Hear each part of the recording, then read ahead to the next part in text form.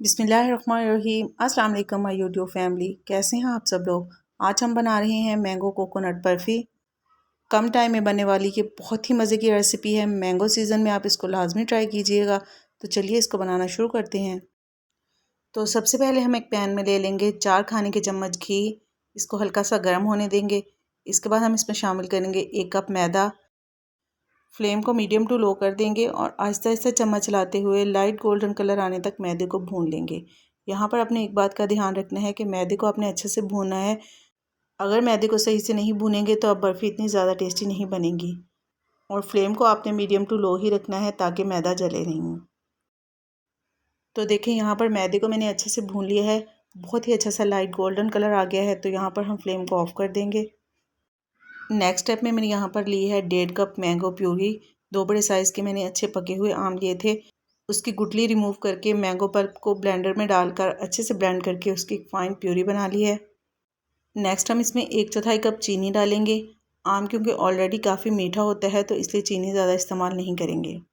इसके बाद मैंने यहाँ पर ले लिया है 1 कप बारीक पिसा हुआ नारियल।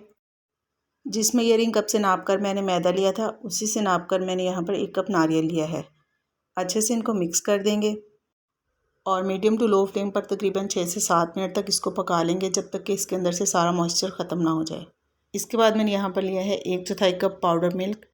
पाउडर मिल्क अगर आप चाहें तो ज़्यादा क्वांटिटी में भी ले सकते हैं, इससे बर्फ़ी का टेस्ट और भी अच्छा हो जाएगा।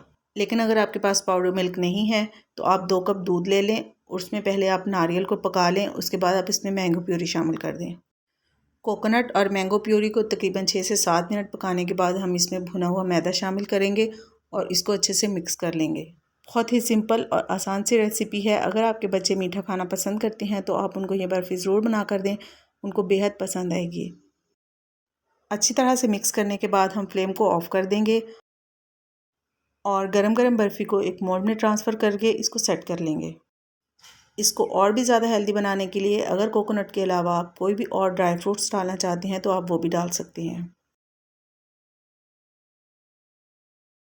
सेट करने के बाद अगेन इसके ऊपर पिसा हुआ नारियल डालेंगे और इसको हल्का हल्का प्रेस कर देंगे।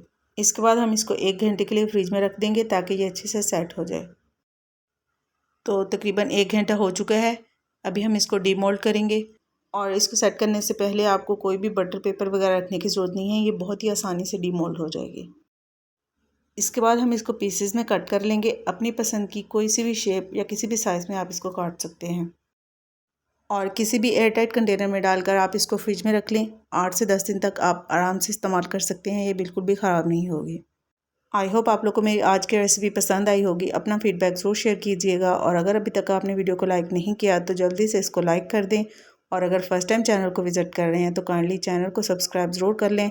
फिर मिलते हैं नेक्स्ट वीडियो के साथ, तब तक के लिए अल्लाह हाफिज़।